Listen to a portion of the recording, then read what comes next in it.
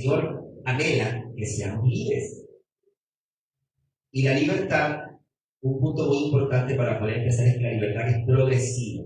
Hay libertad inmediata y libertad progresiva. Libertad inmediata y libertad progresiva. No es la libertad inmediata la que el Señor hace cuando llegamos rápidamente. ¿De qué nos libera?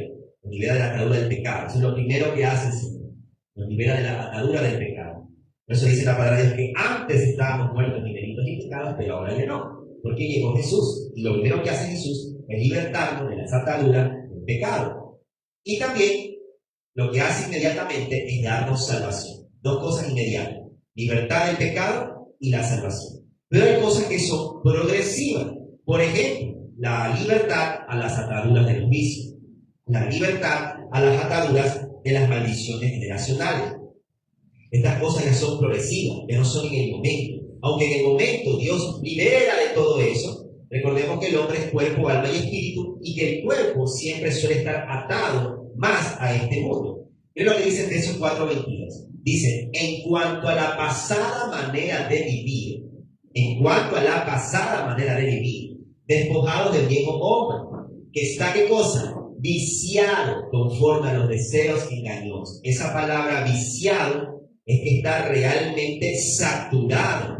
La palabra viciado que dice ahí habla de una saturación total. Por esa razón es que la carne tiene que ir drenando poco a poco lo que participó en las cosas del mundo. La palabra viciado en griego que se escribe, pero en la escritura es teiro, pero empieza con F, el TH, teiro. Significa corromper, destruir y arruinar. Mira, corromper, destruir y arruinar.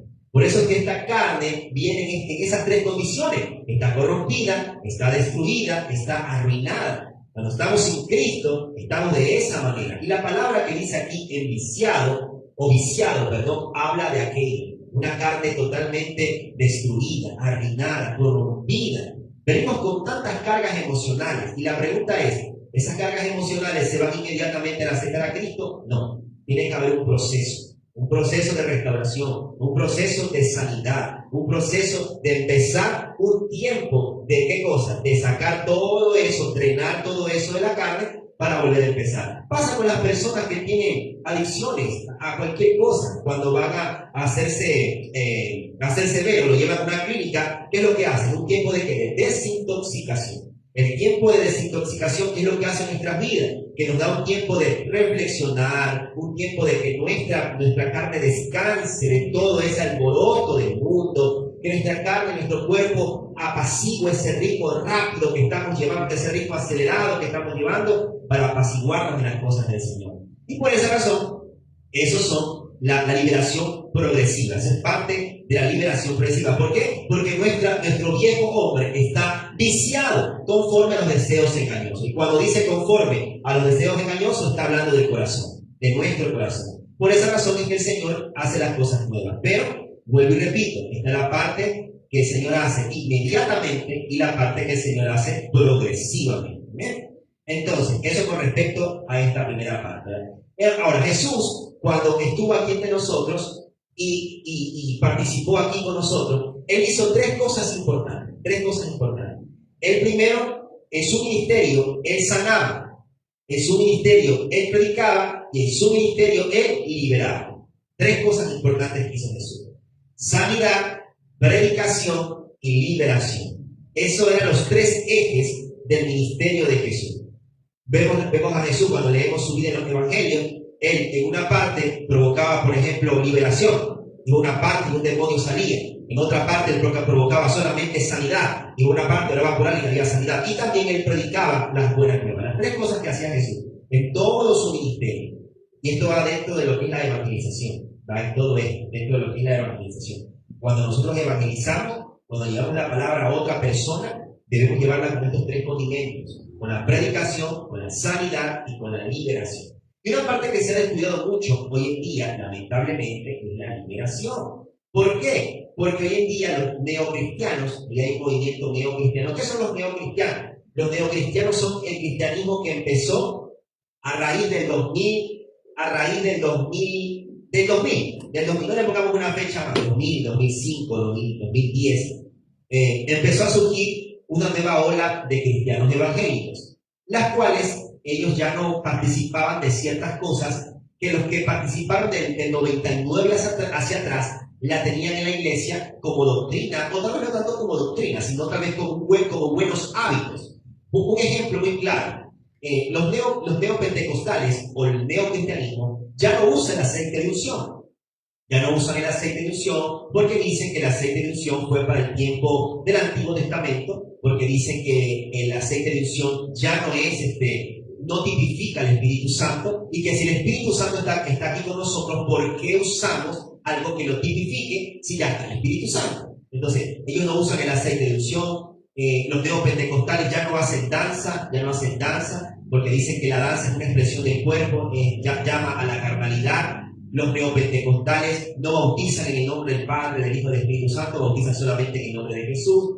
Los neopentecostales hoy en día tienen una enseñanza más bautista, más tranquila. Sus cultos ya no son cultos con panderetas, ya no son cultos con polvorios, sino más tranquilos. Se han vuelto un poquito medio bautistas, están llegando a esa parte. Pero, ¿qué es lo que les quiero decir con todo esto?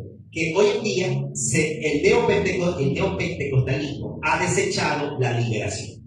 Ya para ellos ya no hay para qué provocar liberación en una persona, porque para ellos la libertad la causa Jesús una vez que la persona acepta a Cristo. Eso es la explicación de ellos. Y como les dije, eso está bien, pero mal explicado. ¿Por qué? Porque existe la liberación, como les dije, inmediata del pecado, la salvación. El Señor da inmediatamente, el Señor abre un sinnúmero de posibilidades de luz cuando le aceptamos. Pero nuestra alma viene con ataduras, nuestro cuerpo viene viciado, lo estamos viviendo allí. Entonces, lo viciado solamente se desenvicia cuando hay un sistema progresivo de ¿qué? De buenos hábitos que ayuden a la desintoxicación. Entonces, con esto no estamos minorizando la labor de Cristo, porque alguien acá que sea neopentecostal, con las enseñanzas neopentecostalistas, va a decir, pero entonces desprestigiamos lo que Cristo hizo en la cruz, porque Cristo en la cruz dijo, consumado es, Él lo hizo todo. ¿Para qué liberación? ¿Para qué libertar más si ya Jesús libertó? Es más, la Biblia dice que si el Hijo libertare, seréis verdaderamente libres. Todo eso es correcto, pero eso es correcto en el espíritu, porque la palabra es espíritu y va al espíritu, pero en el cuerpo y en el alma los procesos son diferentes. Vemos ahí, por ejemplo, un ejemplo muy claro. Si vemos todo el Antiguo Testamento y lo leemos detenidamente, primero con el Antiguo Testamento, lo leemos detenidamente. Los hombres de Dios estaban o no estaban sujetos a pasión. Estaban sujetos, de la referencia que dice Santiago acerca de Elías. Santiago 5:17. Por eso le digo, hay que leerlo. Elías era hombre sujeto a pasiones, semejante a las nuestras, y oró fervientemente para que no lloviese, y no llovió sobre la tierra por 3 años y 6 meses. Nos está hablando de un pasaje específico del Antiguo Testamento, cuando Elías oró y no llovió. Amén. Pero lo que aquí quiero recalcar era que Santiago, un discípulo, un apóstol de Jesús, dice, Elías era hombre sujeto. Esa palabra sujeto, vamos a ver en el griego, habla de estar sometido y ser obediente a las cosas que está sujeto. Y aquí que dice que aquí estaba sujeto, ¿a qué cosa está sujeto? A las pasiones, sujeto a pasiones. Entonces, él estaba bajo sometido, estaba sujeto, estaba obedeciendo a sus pasiones. Ahora, ¿él dejó de obedecer rápidamente a eso? No, porque si Santiago reconoce que Elías era hombre sujeto a pasiones, le está diciendo que eso era una constante en Elías, que era un hombre imperfecto como nosotros. Mas, sin embargo, en esa imperfección, en estar sujeto a sus pasiones, progresivamente él fue entendiendo el propósito de Dios. Y vemos a Elías hoy día como el gran hombre de Dios, el gran profeta de Dios, pero más sin embargo era un hombre sujeto a pasiones, igual que nosotros. Entonces aquí podemos ver cómo el Señor nos recalca, vuelve nuevamente y nos dice, una cosa es estar libre espiritualmente. Toda la Biblia nos libera en el espíritu, nos libera nuestra mente, nos libera en todo, pero el alma y el cuerpo están viciados y están sujetos a pasión. Así de sencillo. Y esas cosas no pueden desaparecer de la noche a la mañana. Ahora, en el Antiguo Testamento vemos a todos los hombres de Dios sujetos a pasión. Todos. Empezando desde Adán, todos sujetos a pasión. Mas, sin embargo, Dios los usa. Vemos que Dios usa a David, aunque fue un asesino y aunque era una persona adulta. Vemos que Dios utilizó a Sansón, aunque Sansón era desobediente, era rebelde, era mujeriego. vemos que el Señor utiliza a muchos hombres de Dios en el Antiguo Testamento a pesar de sus imperfecciones. ¿Por qué? En el Nuevo Testamento, ¿a quién tenemos? Los discípulos. Todos los discípulos eran personas imperfectas. Empecemos con Pedro. Pedro negó a Jesús.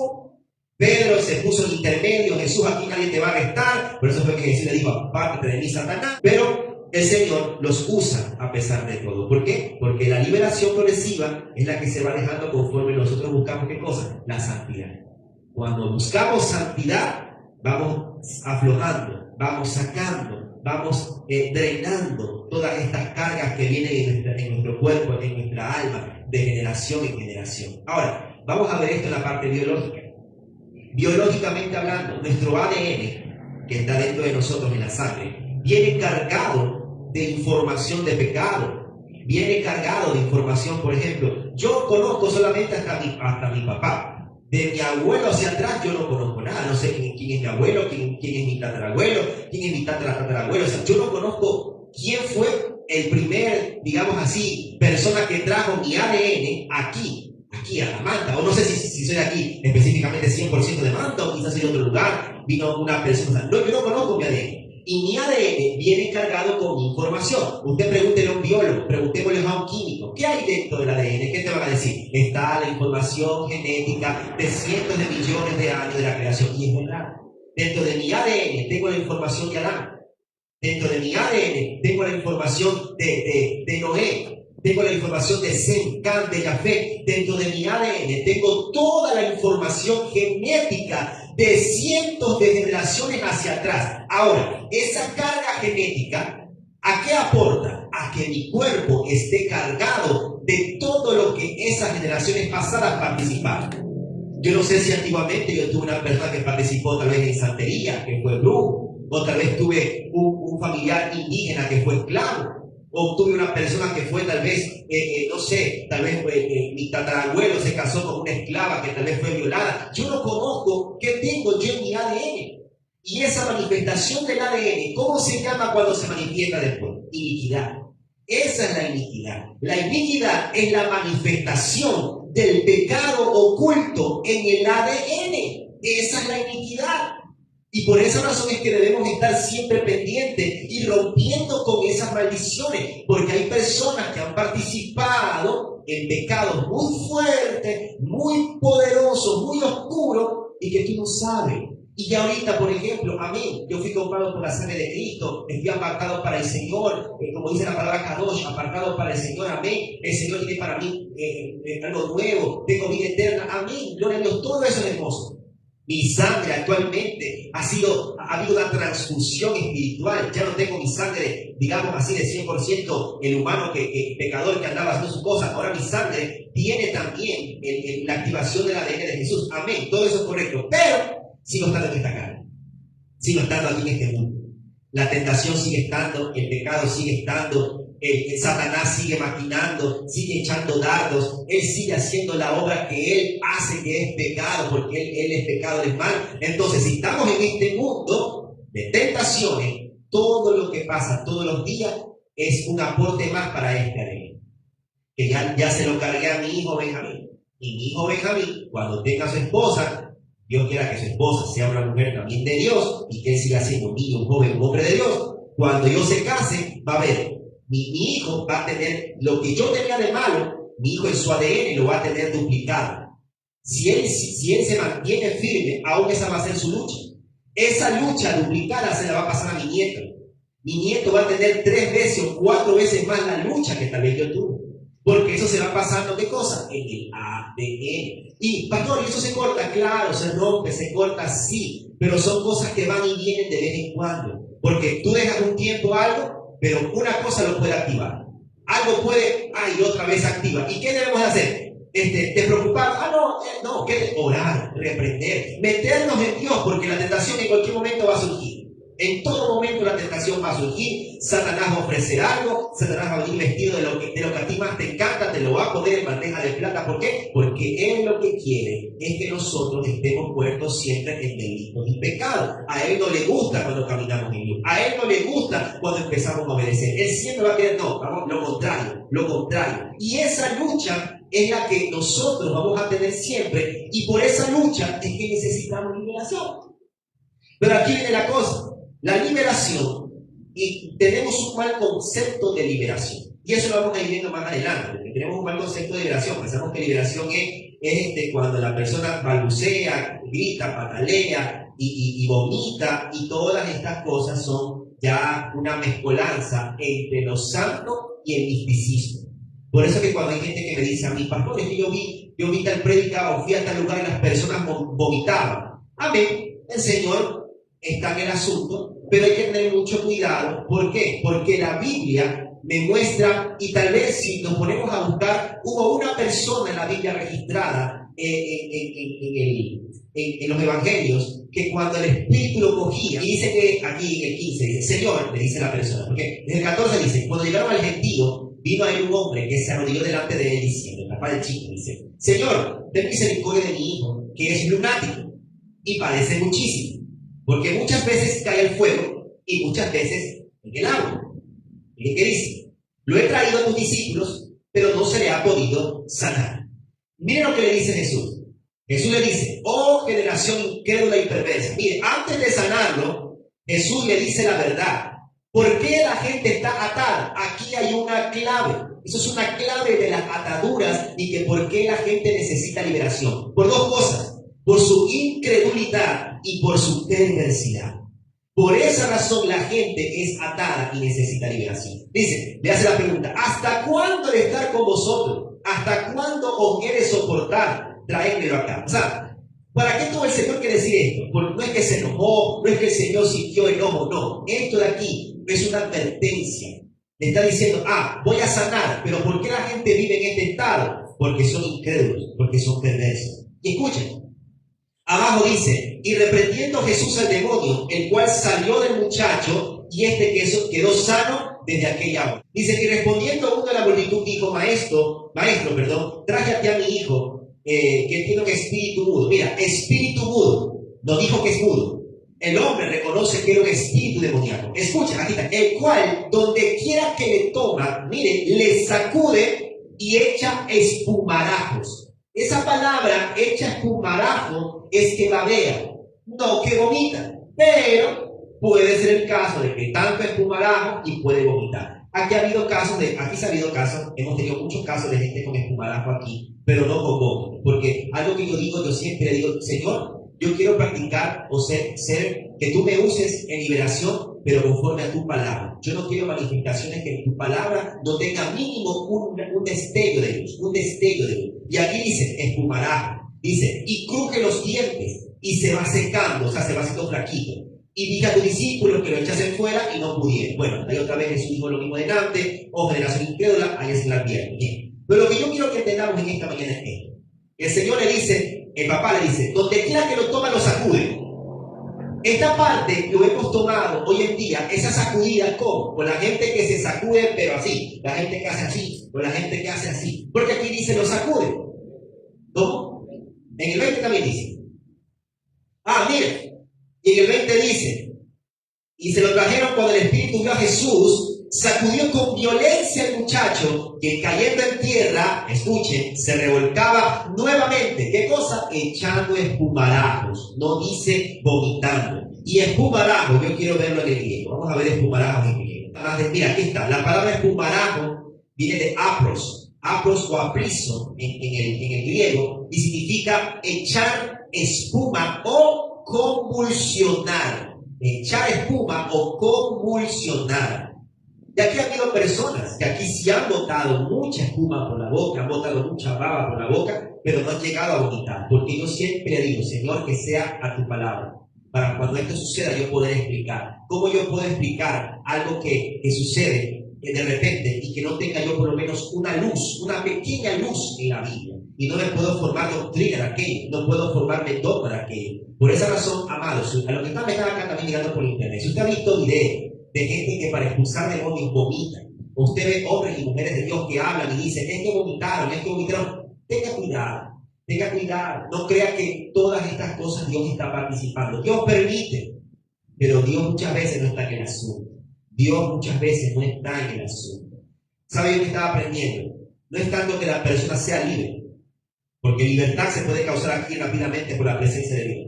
¿Sabe qué es lo bueno? Que la persona sea libre, pero que después haya frutos dignos de arrepentimiento. ¿De qué vale una persona libre y que después ande, no sé, rebelde o se aparte?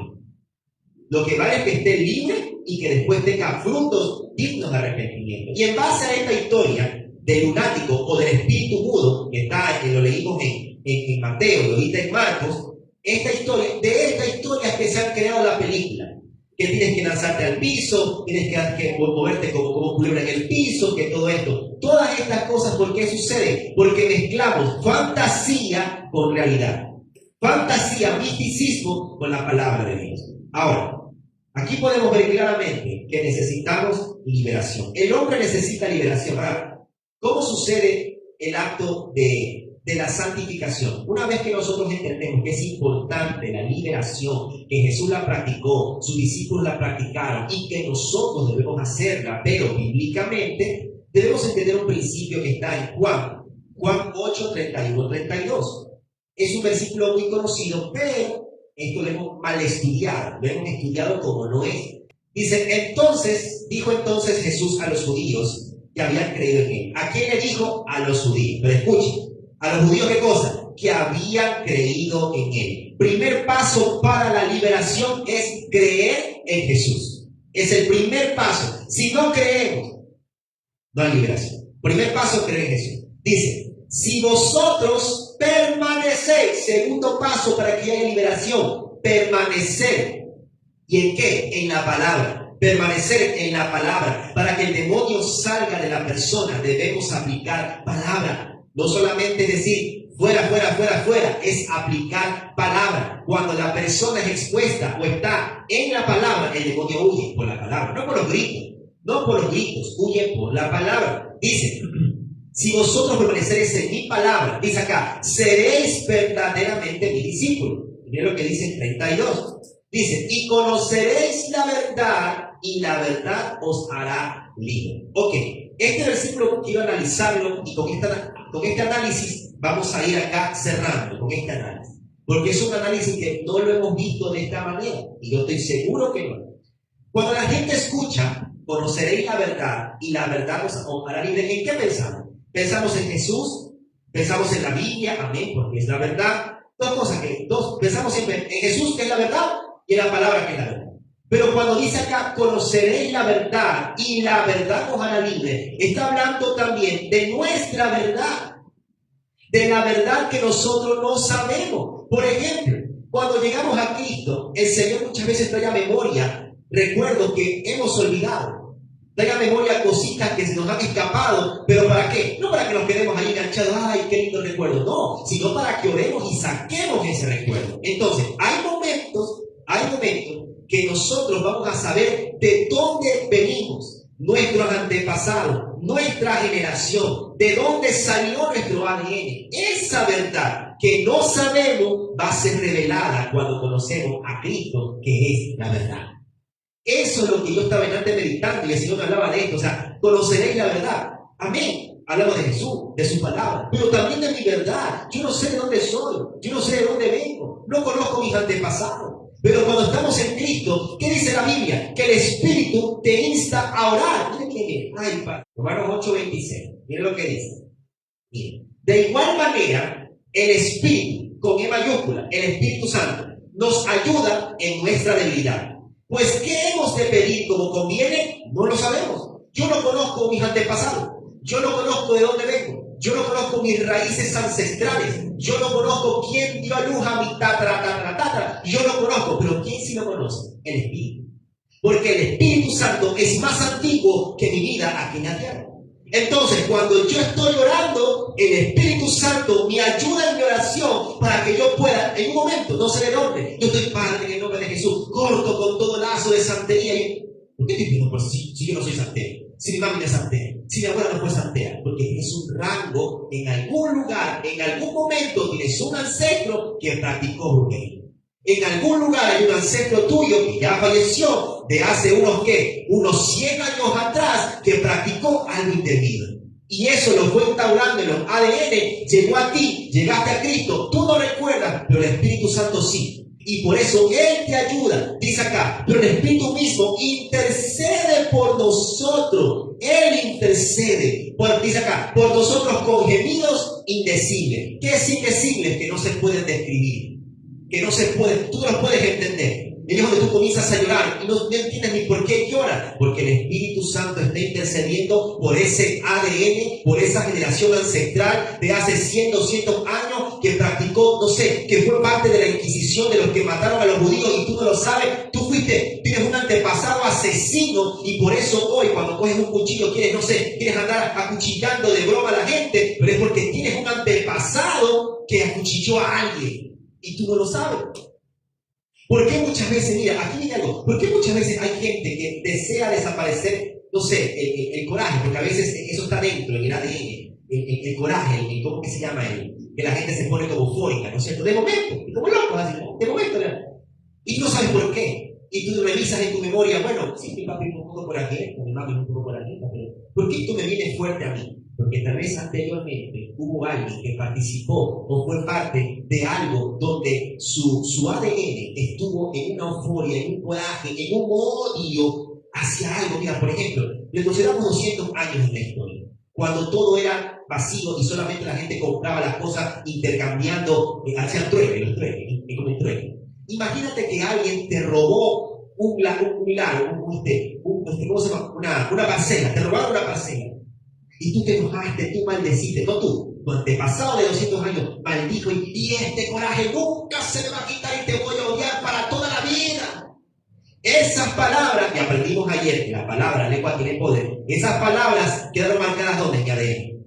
Y por eso es que de vez en cuando a mí se me escapa la ira y empiezo a botar cucarachas y cosas. ¿Por qué? Porque alguien anteriormente a mí, 50, 60, 80, 100 años atrás, 200 años atrás, participó en estas cosas. Y eso sale a la luz como ¿qué? Como iniquidad. Pero el Espíritu Santo, dice acá en Romanos 8:26, el Espíritu Santo dice que Él nos ayuda. Él es el que intercede. Él es el que nos ayuda a orar. No sabemos nosotros eso. Yo no recuerdo mi vida, ni siquiera recuerdo mi vida de pequeño. Solamente en mi vida tengo una pequeña memoria de mis 5 años. Yo no recuerdo de mis 4, de mis 10, no recuerdo. Solamente en mis 5 años tengo una memoria levemente de caminar por allá arriba de pequeñito. Nada. Yo no tengo una memoria. Pero el Espíritu Santo sí. Y cuando estamos orando, ¿saben qué debemos decir al Señor? Estamos en oración. Señor, yo no sé, yo no conozco, yo no me acuerdo, pero tu Espíritu Santo que está aquí conmigo me va a ayudar a que las palabras que yo diga van a ser direccionadas para romper, para cortar con cualquier maldición, con cualquier cosa que tengo que ser libre. Y el Señor va a ayudarnos. Por eso es que hay momentos que yo me he topado, gente que ha pasado al altar y de repente se habla de un tema y de repente se dice, ay, me acuerdo en mi niñez que me pasó esto. Y comienzan a llorar. ¿Para qué? Para ser sanados. ¿Quién trajo a memoria? La palabra de Dios. ¿A través de qué? Del Espíritu Santo. Entonces necesitamos entender que este versículo es clave. ¿Para qué? Para que se revele en nosotros el que acabamos de leer hace un momento. Hace un momento leímos Juan, ¿no es cierto? Juan 8, 31, 32. Volvámonos para allá, porque es que justamente ahí es donde se manifiesta Juan 8. Juan 8, 31, 32, creo que es el... Ajá. Ahí es que se manifiesta este versículo, más que todo el 32. Dice, y conoceréis la verdad. Nuestra verdad de nuestros antepasados no la vamos a saber si no permanecemos, si no estamos en la palabra y si no somos direccionados por el Espíritu Santo. Cuando estemos orando, digamos, el Espíritu Santo direcciona mi oración. Toma mi boca, sé tú a través de mi mente, sé tú a través de mis labios, que mi lengua pueda ser la portadora de libertad para mi ADN. Y el Señor va a hacerlo, el Señor va a trabajar. El Espíritu Santo es verdadero, es real, Él habla. Y si no te habla al oído, habla a través de ti. No nos hemos visto que a veces estamos orando y decimos cosas que no sabemos ni de dónde salen. El Espíritu Santo está hablando a través de ti. Porque hemos estado ¿qué? Permaneciendo en su palabra. Porque hemos estado dispuestos a su mensaje. El Señor es esa una de las formas que se manifiesta. Y ahí podemos ver ese versículo, cómo se hace real en nuestra vida. Y para terminar, el versículo más repetido, Jeremías 33:3. Clama a mí, yo te responderé y te enseñaré cosas grandes y que dice ocultas que tú no conoces. Escucha, clama a mí, o sea, ora, habla, pídele. Y dice, yo te voy a responder y te voy a enseñar. ¿Qué nos va a enseñar? La verdad. La verdad que dice Juan 8:32. Esa verdad que no sabemos, esa verdad de mis antepasados, esa verdad de lo que llevo genéticamente, que yo no recuerdo, pero tal vez yo tengo un familiar de hace 100 años que fue un asesino, tal vez fue Matoncísimo Kid, ¿no es cierto? Matoncísimo Kid fue un antepasado mío y yo no lo sé, y por eso que a veces tengo pensamientos de matar y no sé por qué me llegan, o pensamientos suicidas, o pensamientos de depresión, o de ansiedad, que por qué me llegan a mi vida, porque hay un familiar tuyo de hace siglos atrás que participó o fue parte de aquello, y en ti se activó esa maldición, en ti esa parte llegó a resplandecer, esa iniquidad se activó en ti. ¿Y qué dice el Señor? Clama a mí, yo te voy a responder y te voy a enseñar cosas grandes y ocultas. Esa verdad oculta de tus antepasados va a ser revelada porque tú no la conoces. Aquí dice que tú no conoces, pero el Señor te la va a mostrar. El Señor te la va a mostrar. Aquí todos los versículos hacen un engranaje, se juntan en un solo para poder entender esta verdad. Esta enseñanza, que esto es una serie, vamos a llevar una serie todos estos sábados acerca de liberación, porque el pueblo de Dios necesita liberación, necesita ser libre en el nombre de Jesús, y la liberación puede venir de dos maneras: provocada por un ministro de Dios o provocada por usted mismo. Usted mismo puede decir, yo quiero ser libre de esto, y el Señor provocar se le conoce secularmente, naturalmente, como una autoliberación. Y también es buena, también sirve, es muy buena. Pero recuerde que la autoliberación, donde quiera que suceda, tiene que haber confirmación después en la iglesia. Eso lo aprendí. Tiene que haber confirmación en el cuerpo de Cristo. ¿Por qué hay iglesias? ¿Por qué hay el cuerpo de Cristo? Porque todo lo que usted hace solitariamente aquí debe ser confirmado, para que usted sea parte del engranaje del cuerpo de Cristo. Si no, somos lobos solitarios. Y Dios no trabaja con lobos solitarios. Él trabaja con gente que se deja formar en unión, en el rebaño. Y este es el rebaño.